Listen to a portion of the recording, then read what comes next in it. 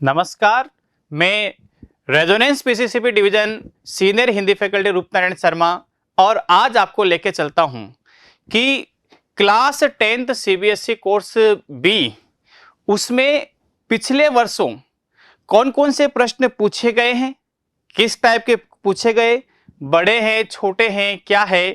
तो आज हमने आपके सामने कि आने वाले आगामी पेपर में आप किस तरह की तैयारी करें, तो आज हमने आपकी बुक है संचयन भाग 2 सीबीएसई कक्षा 10वीं हिंदी पाठ्यक्रम ब और इसके 3 टॉपिक यहां पर हमने लिए हैं, हरिहर काका, सपनों के से दिन और टोपी शुक्ला। तो चलते अपन प्रीवियस ईयर क्वेश्चन कौन कौन से अपने, तो चले देखते हैं पीसीसीपी डिवीजन और इसके बाद है संचयन। ये 3 टॉपिक आपके यहां पर है, तो देखते हैं इनमें से सबसे पहला टॉपिक लिया हमने हरिहर काका। बच्चों, हरिहर काका से संबंधित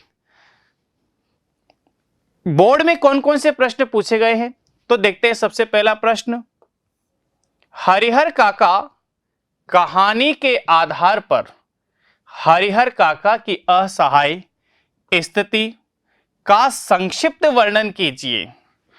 उस स्थिति के लिए उत्तरदायी घटनाओं से आपको जीवन में सावधान रहने की क्या सीख मिलती है। बच्चों, ये प्रश्न कब पूछा गया? सीबीएसई बोर्ड ने 2014 के पेपर में ये प्रश्न दिया था।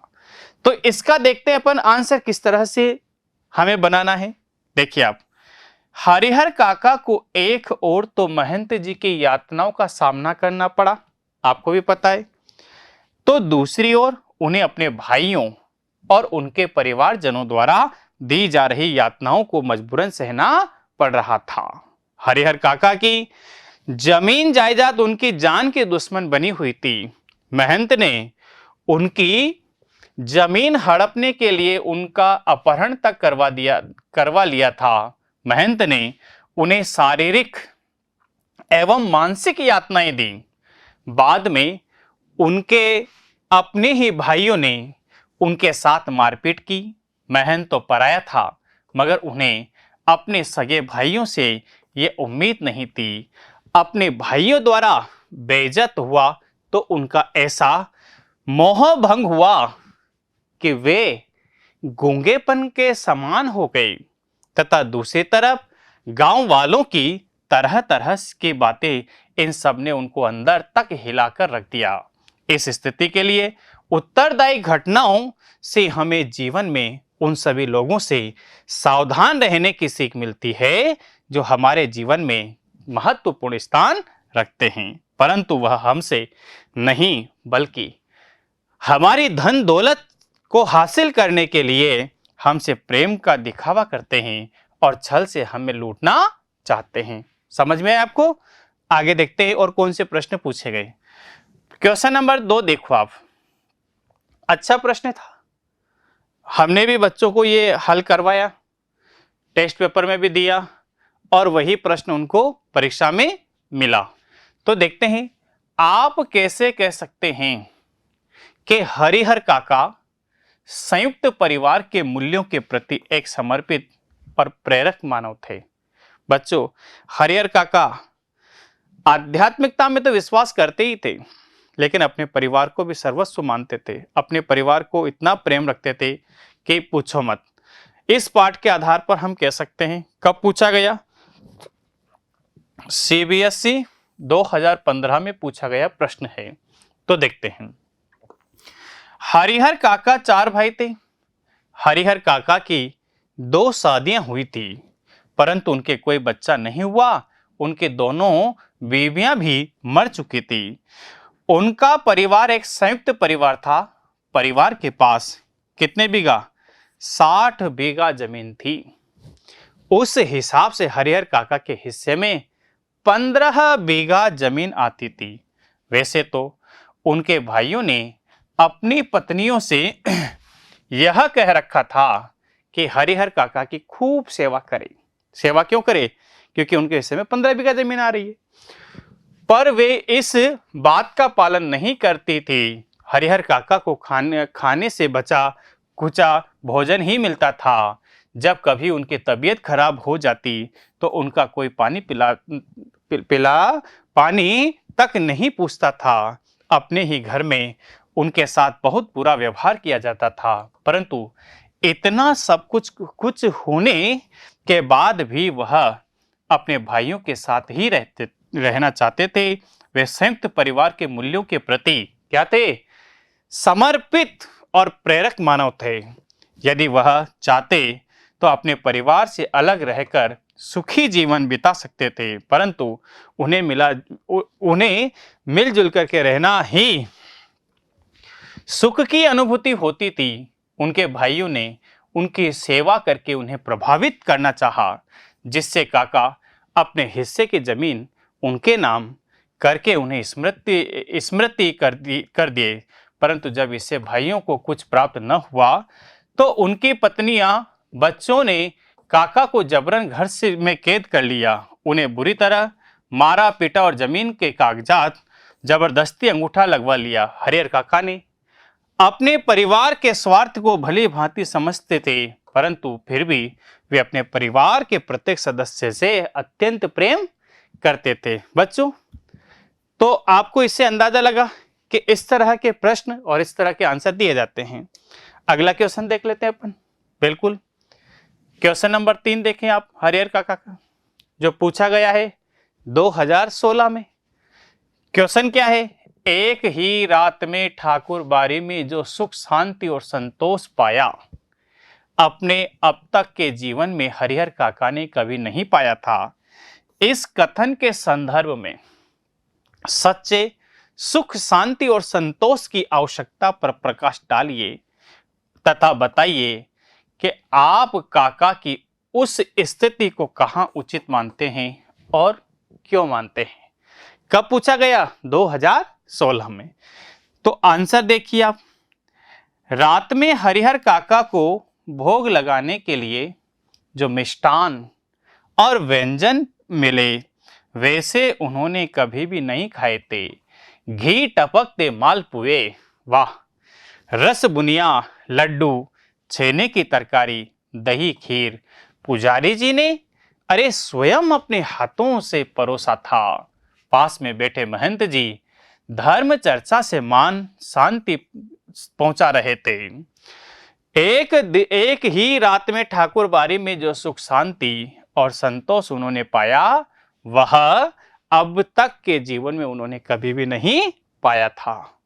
हम काका की उस स्थिति और उस सोच को बिल्कुल उचित मानते हैं। क्यों मानते हैं? अपनी पत्नी और संतान न होने के कारण उन्हें प्रतिदिन रोटी के लिए अपने भाइयों की पत्नियों पर आश्रित रहना पड़ता था और बदले में उन्हें बासी रूखा सूखा भोजन मिलता था। ऐसे में ठाकुर बारी में प्रेम पूर्वक खिलाए गए स्वादिष्ट पकवान के कारण उन्होंने ऐसा सोचा। बिल्कुल। क्वेश्चन नंबर 4 देखिए आप। हरिहर काका से संबंधित हर साल क्वेश्चन पूछे जाते हैं, तो 18 में कौन सा पूछा गया? देखिए आप। हरिहर काका कहानी के आधार पर बताइए कि एक महंत से समाज की क्या अपेक्षा होती है। उस कहानी में महंत की भूमिका पर टिप्पणी कीजिए। कितने में? 150 शब्दों में। आपको भी पता है कि जो महंत होते हैं, मठाधीश होते हैं, हाँ, उनकी भूमिका होती है समाज को शांति बनाए रखना, सुधारना, उनमें सत्कर्म की प्रवृत्ति देना। लेकिन जब कोई महंत लोभी होता है तो समाज का उस पर बहुत दुष्प्रभाव पड़ता है। देखिए आप,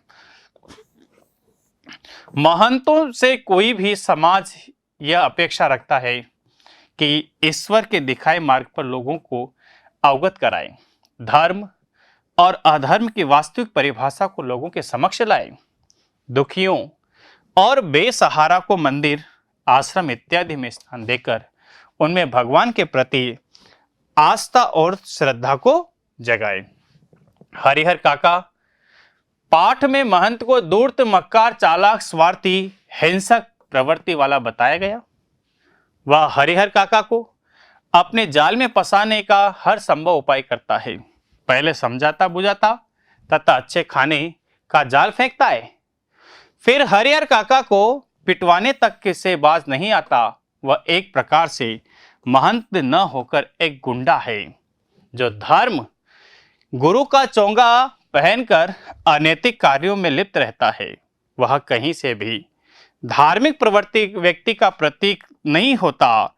ठाकुर बारी में साधु संतों का रहन सहन ठाट बाट का था। ठाकुर बारी के साधु संत काम धाम करके कोई रुचि नहीं लेते थे। वह ठाकुर जी को भोग लगाने के नाम पर दोनों समय हलवा पूड़ी खाते थे और आराम से पड़े रहते थे।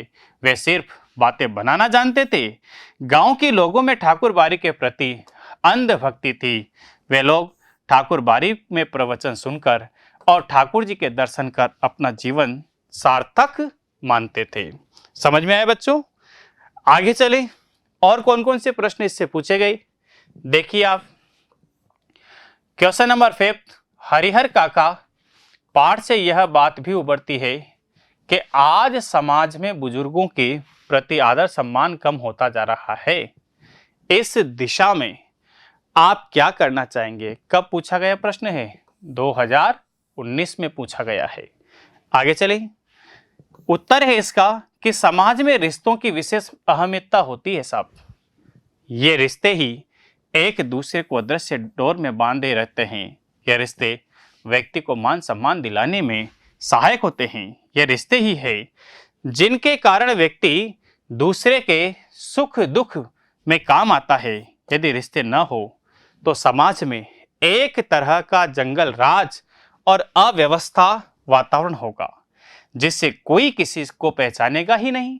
इससे स्वार्थपरता, निष्ठा और आत्मकेंद्रितता आदि का बोलबाला हो जाएगा। भाईचारा, पारस्परिक सौहार्द, प्रेम किसी अन्य लोक की बातें बनकर ही रह जाएगी।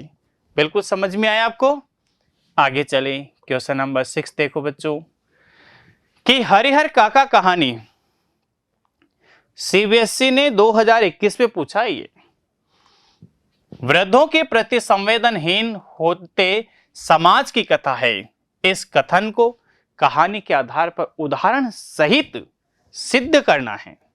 बिल्कुल कर सकते हैं अपन। कि उत्तर देखिए आप, हमारी सामाजिक व्यवस्था का यह एक कटु यथार्थ है कि बुढ़ापे का सहारा कही जाने वाली संतानों या परिवार के अन्य लोगों के बेमेल विचार से वृद्ध व्यक्ति त्रस्त होते हैं। सामान्यतः उनके पास कोई संपत्ति या अधिकार नहीं होता, लेकिन हरिहर काका की स्थिति इससे भिन्न दिखाई देती है। हरिहर काका के पास जमीन जायदाद है।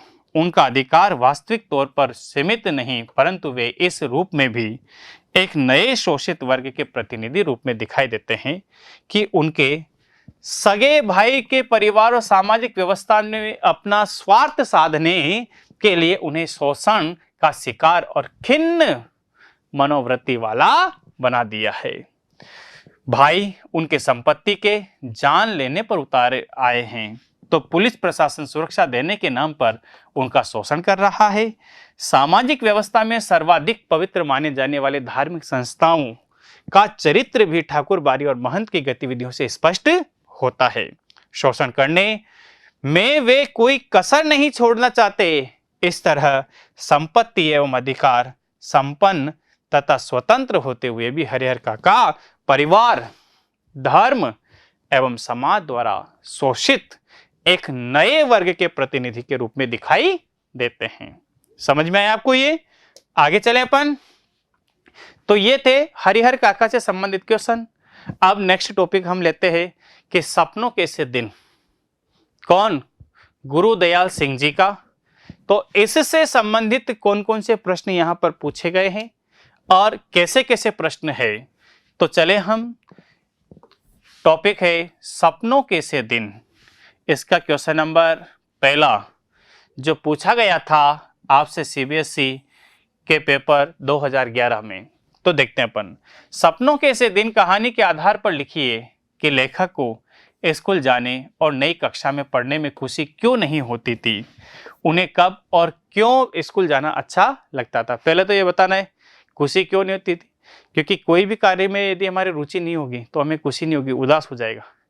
लेकिन कुछ बातें ऐसी भी है जिनसे स्कूल जाना अच्छा भी लगता। तो देखते हैं अपन उत्तर कि लेखक को स्कूल जाने और नई कक्षा में पढ़ने की कोई खुशी नहीं होती थी, क्योंकि नई कक्षा में पुरानी किताबें मिलती थी जिनमें विशेष गंध उन्हें उदास करती थी। आगे चलें।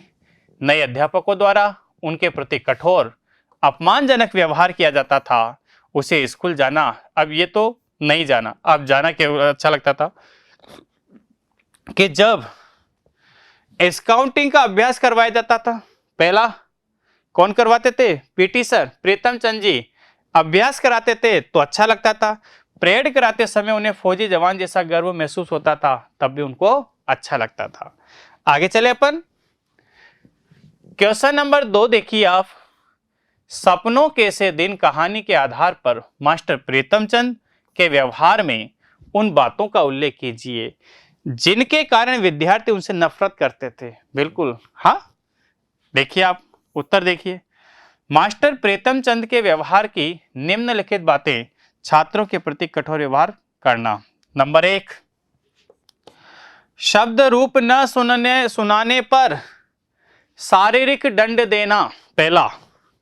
दूसरा, पंक्तिबद्ध न होने पर बूटों से ठोकर मारकर खाल उधेड़ लेना। मुहावरे को चरितार्थ करना था। ये 2 बातें उनको अच्छी नहीं लगती थी। आगे चले बच्चों। क्वेश्चन नंबर 2 देखें आप इसका।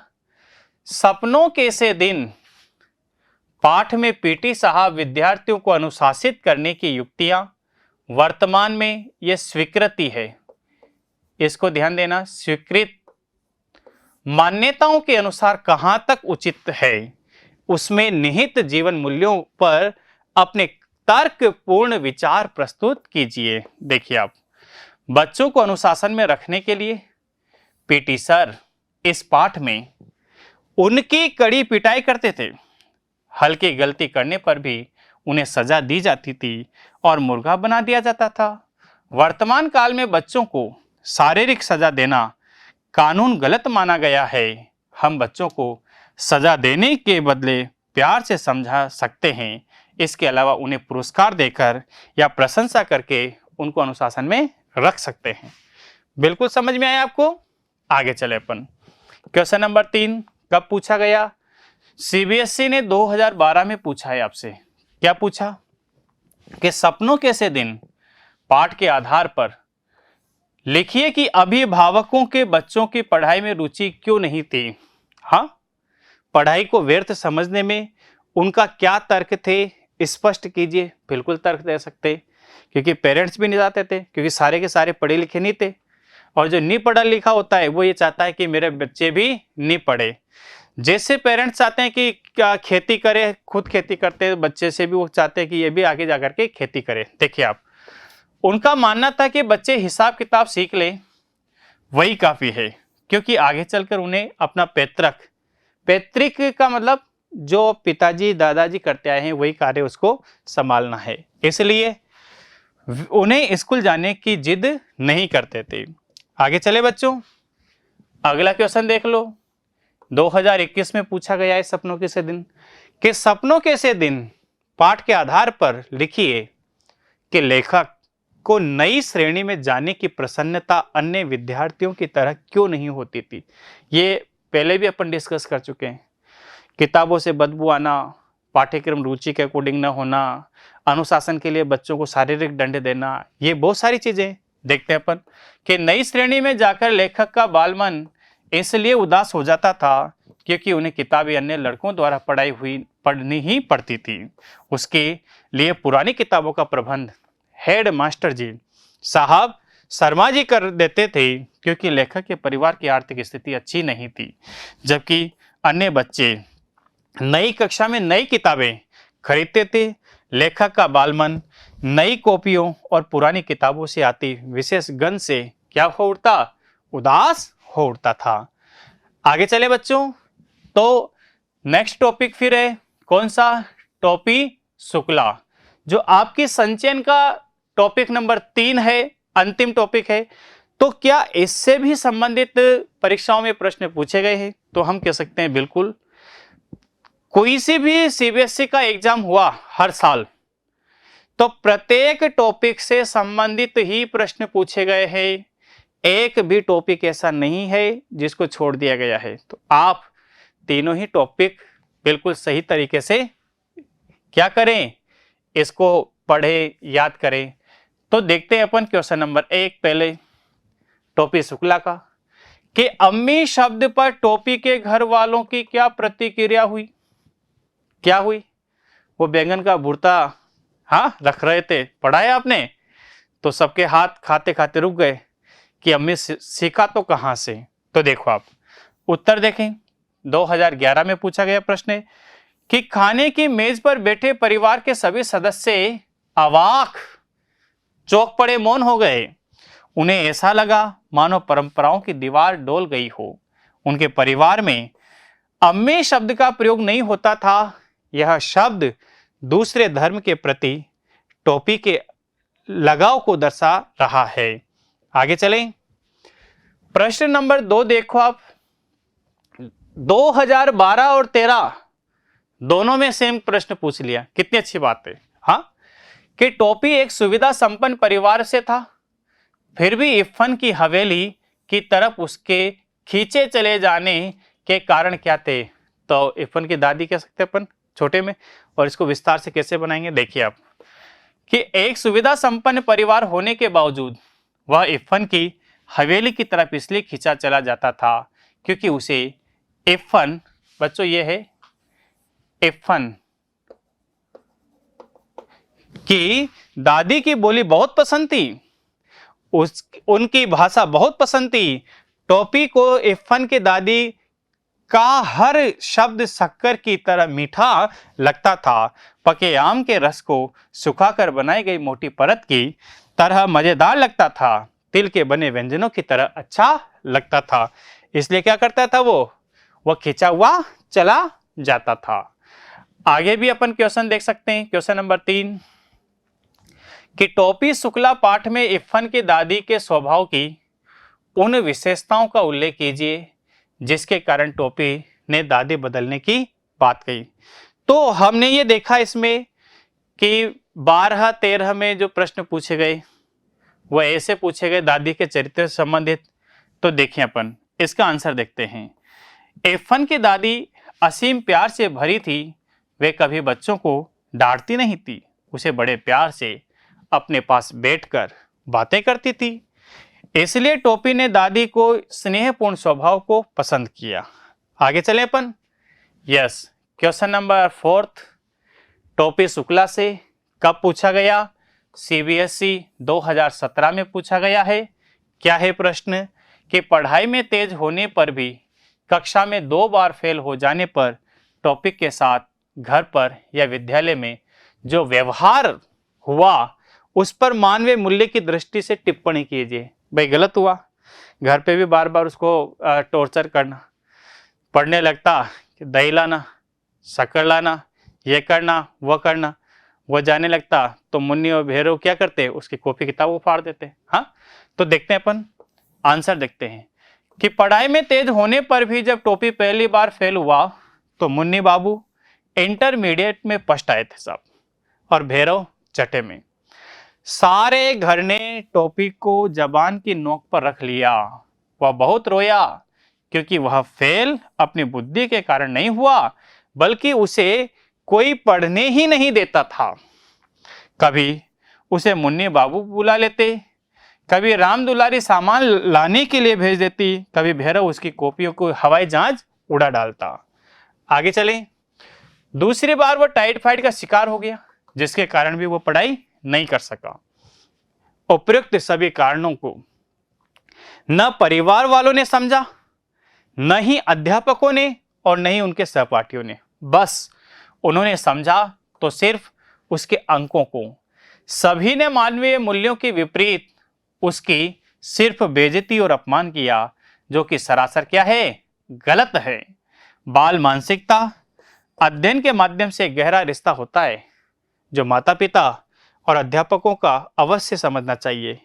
किसी भी बालक को कम अंक लाने के कारण प्रताड़ना और अपमानित करना क्या है, अमानवीयता है। बच्चों नेक्स्ट क्वेश्चन देखें, क्वेश्चन नंबर 5 जो सीबीएसई बोर्ड ने 2018 में आपसे पूछे हैं। इरफान और टोपी शुक्ला की मित्रता भारतीय समाज के लिए किस प्रकार प्रेरक है? जीवन मूल्यों की दृष्टि से लगभग 150 शब्दों में दीजिए। चलें आंसर देखिए आप। टोपी और इरफान की कहानी राही मासूम रज्जा के उपन्यास टोपी शुक्ला का एक अंश है। लेखक ने इस कहानी का आधार दो बच्चों को बनाया है। एक हिंदू परिवार से संबंध रखने वाला है टोपी, दूसरा इरफान जो मुस्लिम परिवार से संबंध रखता है। दोनों में गहरी मित्रता है, दोनों एक दूसरे के सुख दुख में बांटते हैं। टोपी इरफान के घर भी जाता है। टोपी को इरफान की दादी से बेहद लगाव है, जबकि उसे अपनी दादी बिल्कुल अच्छी नहीं लगती। जिस स्नेह और अपनेपन को वह अपने घर में ढूंढता था, वह उसे इरफान के घर उसके दादी से मिलता था। जब इरफान के दादी का देहांत हुआ तो वह बहुत उदास हो गया। उसने कहा कि तेरी दादी की जगह मेरी दादी क्यों नहीं मर गई। उस दिन दोनों खूब रोए। टोपी और इरफान की मित्रता ऐसी थी कि दोनों को एक दूसरे के बगैर चैन नहीं मिलता था। उन्होंने यह सिद्ध कर दिया कि मित्रता की भावना को मजहब और जाति की दीवारों में कैद नहीं किया जा सकता। बच्चों और भी है कि आज समाज में टोपी और इरफान जैसी मित्रता बहुत अधिक आवश्यकता है। बच्चों में उत्पन्न प्रेम अपनेपन का आधार मजहब और संपन्न परिवार के लोग नहीं होते। यह भी सच है कि मनुष्य पहले मनुष्य है और हिंदू मुस्लिम बाद में है। टोपी और इरफान की मित्रता से हमें ये प्रेरणा मिलती है कि ऐसी सच्ची मित्रता सांप्रदायिक भावना, तनाव और झगड़ों को समाप्त करने में उपयोगी सिद्ध हो सकती है। ऐसी मित्रता समाज में मौजूद मजहब की दीवारों को तोड़ सकती है। आगे चले बच्चों, अब देखते हैं और नेक्स्ट क्वेश्चन, क्वेश्चन नंबर 6 रिश्तों की बुनियाद प्रेम है। ये कई बार हमने बच्चों को करवाया और उस टोपी शुक्ला में सबसे ज्यादा इंपॉर्टेंट क्वेश्चन यही लगता था। और ये कब पूछा गया? 2019 में पूछा गया कि रिश्तों की बुनियाद प्रेम है। टोपी शुक्ला पाठ के आधार पर उदाहरण देकर के समझाइए। बिल्कुल समझा सकते हैं कि टोपी शुक्ला नामक पाठ से ज्ञात होता है कि टोपी के घर में उसके दादी, उसके माता पिता के अलावा एक बड़ा भाई, एक छोटा भाई है। उसके घर में काम करने वाली सीता और केतकी नामक 2 नौकरानियां हैं। पर टोपी के लिए इस घर में कोई प्रेम नहीं है। टोपी को यह प्रेम अपने मित्र इरफान, उसके दादी और अपने घर की नौकरानी और सीता से मिलता है। बिल्कुल यह हो सकता है। इस प्रेम के कारण जाति, धर्म, उम्र, पद, मालिक, नौकरानी का भेद नहीं आ पाता। प्रेम के अभाव में वह अपने घर वालों से रिश्ता नहीं बना पाता, जबकि जहां उसे प्रेम मिलता है वहां नए रिश्ते बन जाते हैं। टोपी का अपने परिवार के सदस्यों से खून का रिश्ता है, पर वो प्रेम का नहीं। जहां रिश्ता नहीं होता वहां प्रेम के कारण नए रिश्ते का अंकुरण हो जाता है। इस प्रकार निसंदेह कहा जा सकता है कि प्रेम मानवीय रिश्तों की बुनियाद है। आगे चले बच्चों, क्वेश्चन नंबर 7 देख सकते हैं। इरफान के पिता तबादले के बाद टोपी शुक्ला का अकेलापन और महंत और भाइयों के दुर्व्यवहार के कारण हरिहर काका का मौन धारण कर वर्तमान समाज में सच्चाई, जिससे कि आज बहुत से लोग पीड़ित है। इस स्थिति बच्चों ये क्वेश्चन पूछा गया है 2021 में। अभी जो परीक्षा का पैटर्न है, 2 टॉपिक को लेकर के एक प्रश्न बनाना। देखो टोपी का भी है और हरिहर काका का भी है, तो ऐसे ही प्रश्न उसमें बनाएंगे। बिल्कुल ये नया प्रश्न है, नयापन है, ठीक है। तो इसका आंसर देखते हैं अपन।